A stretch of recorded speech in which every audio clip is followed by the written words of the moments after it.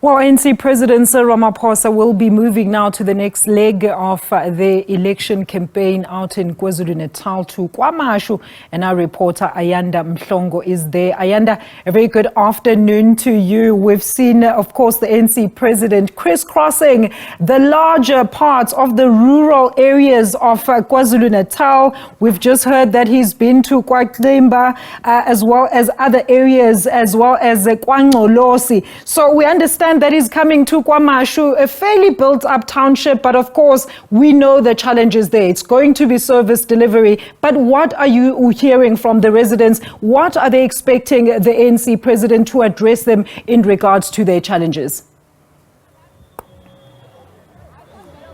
Alicia, very good afternoon. Good afternoon to our viewers. Yeah, as you were saying, President Cyril Ramaphosa is nearing the end of his campaign here in the eThekwini Metro. And I must say, Alicia, that as you were saying and counting the areas that the president has visited since arriving in the province on Friday, has really been an intense campaign for the ANC, of course, I'm saying led by ANC President. And you know, Alicia, before we get into here in KwaMashu, how important the province of KwaZulu-Natal is to the ANC, as we know that the province has been declared as the election battleground ahead of this election. And interestingly, what we've seen really is the ANC ramping up its campaign here in the province of KwaZulu-Natal, but more especially here, Alicia, in the eThekwini Metro. 11 million, a metro of, no, in fact, it's 13 million people, Alicia, that live in this metro, and of course,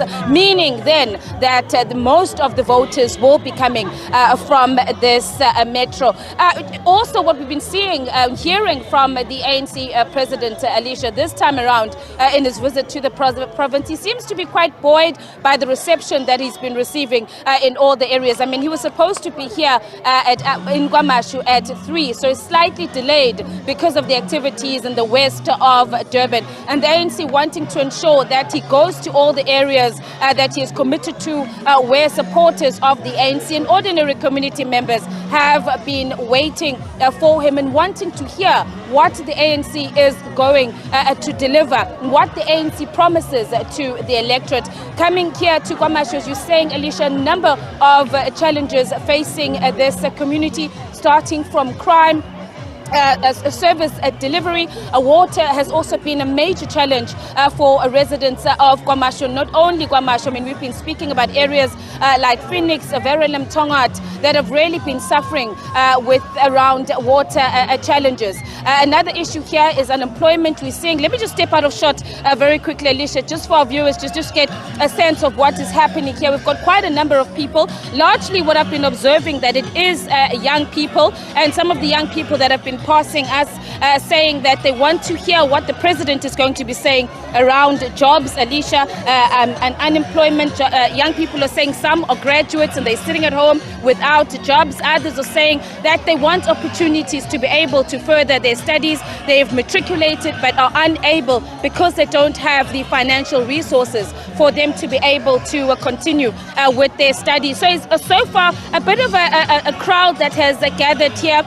People really excited, I must say, to hear what President Cyril Ramaphosa is going to say to him. But I think in his engagement, Alicia, he has been facing, some rather tough questions from the community. You know, there are a lot of people that are despondent with the current state of the country, and the president has really been at pains to try and explain to them the program of the ANC. You know, he's been saying that the ANC has been working hard to sort of stabilize what is their state institutions, to stabilize the country and sort of to get things back up and running. It's something that he emphasized even yesterday in his engagement, saying that the sixth administration was focused on the stability in government, was focused on rebuilding state institutions. But while, Alicia, they were focused on sort of getting things going in government, trying to fix what is broken, one could say, dealing with the issues of load shedding, dealing with unemployment, dealing with crime.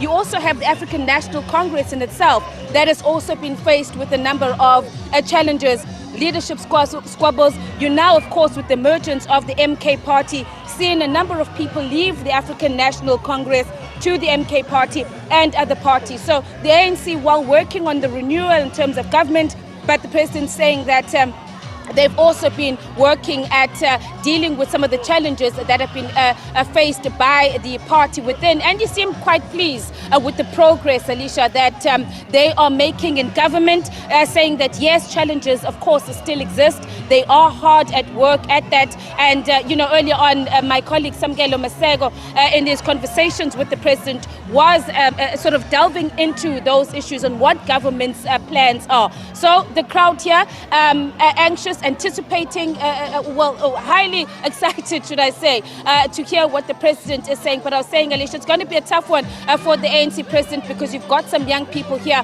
who have got tough questions for the president.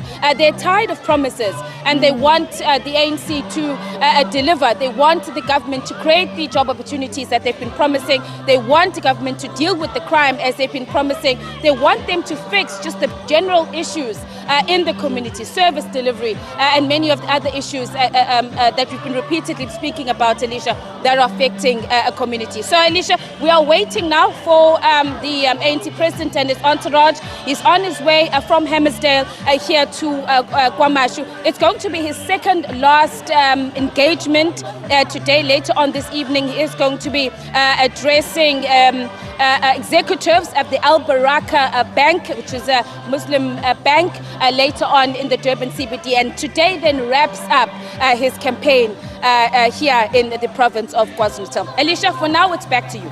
All right, and a very quick one, Ayanda, before I let you go. Look, I mean, we've noticed and observed quite a large turnout as well as support for the ANC president, particularly in your townships as well as those rural areas. So maybe talk to us about the general support of the ANC, particularly in those areas that are still largely impoverished and lack those basic services. Alicia, I missed your question, but I heard you talk about the support in some of the areas that the ANC president was visiting. I hope I got you correctly, though. From, as I was saying, Alicia, from what the president, the ANC president has said, he seemed to be, quite happy with the support that the ANC has been receiving. In fact, he was saying that the party's campaign seems to have gained momentum. Started off, a little bit slow, Alicia. I mean, we've been covering the elections in this province for quite, a number of years now. And in the past, we saw the activities of the ANC. But particularly now, as we know, I mean, political experts have said that the odds are stacked against the ANC.